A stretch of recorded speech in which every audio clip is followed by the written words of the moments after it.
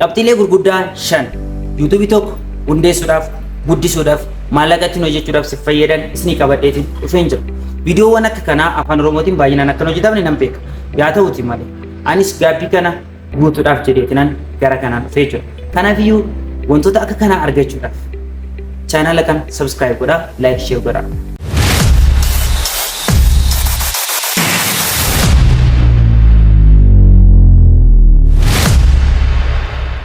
Ani Sanya Ilun jedhama. Garuutii chaanala kanarraa yeroo ta'eef bareedsin jira. Sanaaf dhiifaman isin gaafadhaa jechuudha. Yaa ta'uuti har'a qabxiilee shanneen kanan isinii qabadhee dhufeetiin jira. Aga dhumaatti na wajjiniin tura. Let's go.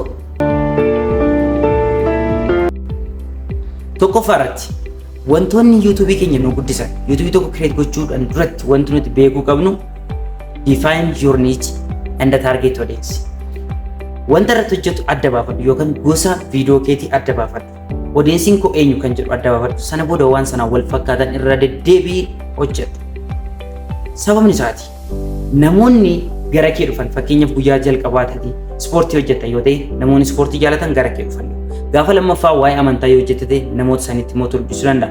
Yookaan immoo waa'ee biraa waa'ee maallaqaa har'a hojjette boruuti mootii waa'ee ispoortii hojjette yoo ta'e namoota biizinasii jaalatanitti waa'ee ispoortii yoo odeessite. Namoonni sunneen siif lookaal hin taane yookaan immoo looyaal ta'uu hin danda'a, siif amanamuu hin danda'an. Kanaafiyyuu hordofuu dhiisuu chaanaalli kee ni du'a. Kanaafiyyuu intarestii dhabu sirratti jechuudha. Kanaaf jalqaba irratti kontentii kee adda baasii beeki yookaan niichii kontentii viidiyoo keetii adda baasii beeki. Erga isa adda baastee beekteen boodatti immoo wanta sana wal fakkaatu irra deddeebiitii hojjedhu jechuudha. Sunneen wantoota baay'ee algooriizimiin rikoomandii godhu akkasumas immoo namoota baay'ees audiensiis attract godhuudha waan ta'eef isa kanarratti baay'ee hojjechuudha qabda jechuudha. Digital marketeriin tokko yookaan namni digital hojjetu tokko isa kana sirriitti irratti hojjechuu qaba. Niichii isaa beekuu qaba, niichii isaa irratti irra deddeebi'ee hojjechuudha ni qaba jechuudha. Kabraadhaa lammaffaatti jedha. Lammaffaan immoo invest audio quality and video quality equipment. Kana yoo jennu maayikii viidiyoo kan ittiin hojjennu kaameraa fi kanneen kana fakkaatan irratti maallaqa ammatee invest gochuus hin barbaachisaa jechuudha. Yaa ta'uuti dirqama miti kun. Garuutii sadarkaan hojii keessanii yookaan wanti isin hojjettan maal fakkaata kan jedhu murteessaadha. Kanaaf maayikiin isin barbaachisaa, kaameraan isin barbaachisa. Sun hin qabnu yoo jettan immoo faceless video hojjechuu dandeessu jechuudha. Faceless video yoo jennu maal jechuu barbaanneeti yaada tokko ni kaastu, waa'ee yaada isaanii sagalee keessan record gootu, erga sagalee keessan record gootanii booda video sana wal fakkaatu download gootanii video sana edit gootanii kan copyright hin qabne jechuudha. Free copyright free kan ta'e jechuudha. Download gootu video san edit gootu deebitanii baastanii too upload gootu jechuudha. Kanaafiyyuu sin barbaachisa eeyyan audiyoonis kaameraanis sin barbaachisa. Sorry, maayikiinis kaameraanis sin barbaachisa. Yaa ta'uuti inni kun immoo dirqama jechuu miti. Akka dirqamaatti wanta kaasnu osoo hin ta'in garuutii wanta advance godha, wanta gorfamudha waan ta'eef jechuudha. Kanaaf qabxii lammaffaan isa kanaaf. Sadaffaa irratti schedule qabaadha. Schedule yoo jennu viidiyoo kan koo torbanitti viidiyoo meeqan gadhiisa? Sa'a kamittan gadhiisa? Kan jedhu schedule godha yookaan immoo karoora qabaadha yookaan plan godha jechuudha. Suni maaliif sin barbaachisaa? Tokkoffaa YouTube algooriizimiin wanti isin sa'aatii wal fakkaataatti irra gaddeebisanii hojjettan namni kun seriously digital marketeridha yookaan immoo YouTuber jedhee warate ni fudhata jechuudha. Kanaaf viidiyoo keessan namoota baay'eedhaaf recommend godha. Kanaaf namoota baay'eedhaaf recommend waan isiniif godhuuf isin immoo baay'ee isin gargaara jechuudha. Kan biraati immoo namoota isin viidiyoo hojjettan biraattis akkasumas immoo nama san biraatti looyaal taatu jechuudha. Yookaan namni sun isiniif amanamaadha. Namoota biraatti baay'ee beekamtiin keessan dabalaa deema. Sun immoo isiniif gaariidha jechuudha. Kanaaf isin irra deddeebitanii isa kana gaafa gootan biraandii mataa keessanii build gootu jechuudha. Kanaaf schedule qabaadha. Sa'aatii wal fakkaatatti torbanitti viidiyoo 3 gadhiistu yoo ta'e viidiyoo 3 gadhiisaa sa'a wal fakkaatatti. Galgala gadhiistu yoo ta'e galgala, guyyaa gadhiistu yoo ta'e guyyaa. Sababni isaatii social meediyaan kamiyyuu algooriizimii qaba. Algooriizimiin isaa immoo bifa kanaan hojjeta waan ta'eef jechuudha. Kanaafiyyuu isa kana akka hin daganne jechuudha. Qabxii arfaffaa. Qabxii arfaffaa immoo engaging with your viewer. Yookaan namoota viidiyoo kee ilaalan wajjin engage godha. Kana yoo jennu komentii isaa si galan jala si barreessan jala galiitii ilaali. Yaada isaa si kenna irratti thank you jedhi.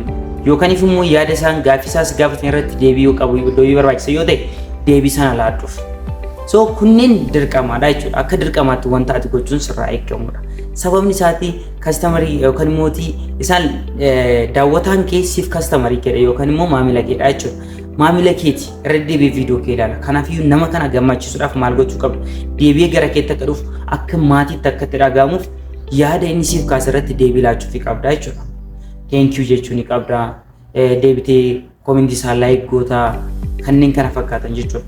Yookaan immoo gaaffii qaba yoo ta'e viidiyoo biraa irratti ni deebistaafi. So daawwataa kee wajjin odeensii kee wajjin injeech godhi bakka irra deddeebitee injeech goota walii galtaa sunneen akka maatummaatti akka itti dhagahamanii fi siinillee caalatti akka si baranii si gargaaraa jechuudha. Kanaaf qabxiin arfaffaan baay'ee murteessaa ta'e engaging with audience. Odeensii kee waliin irra deddeebiitii feedbackii kenniif wanta isaan si gaafatan deebisiif. Shanaffaa fi sadhumaa. Shanaffaa fi inni dhumaa. Basic skill video editing akkasumas Adobe Photoshop yookaan poster editor yaa ta'u Adobe Photoshop yookaan immoo photo edit kan ittiin gootu fi akkasumas immoo video editing basic skills barbaachisaa jechuudha. Sanaaf don't worry yeroo dhiyoo keessatti gara channel kanaatiin Adobe Photoshop fi video editing Adobe Pro gara kanaan tutorial isaa isiniif qabaddeetiin dhufaan jira jechuudha. Qopheessaatiin jira waan ta'eef badaa isin yaaddeessu. Yaa ta'utti malee inni kun baay'ee isin barbaachisa. Sababa isaas isinitti hima.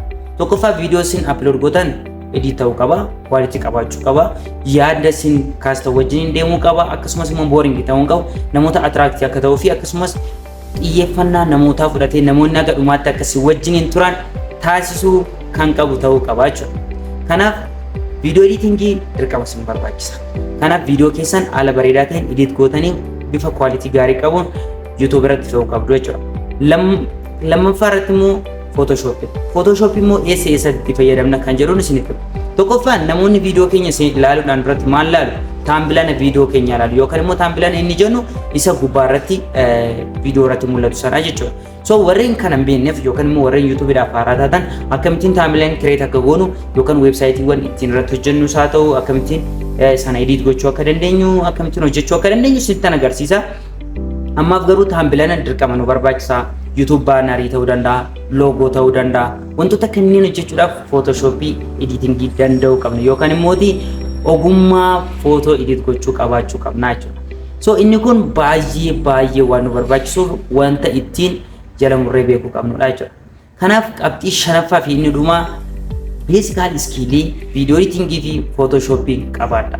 Sana booda erga kana qabaattanii booda deema YouTube create godha irra deddeebi'aa hojjedha. Qabxiilee kanneen shanan yaadadha. Tokkoffaa define your niche and the target audience.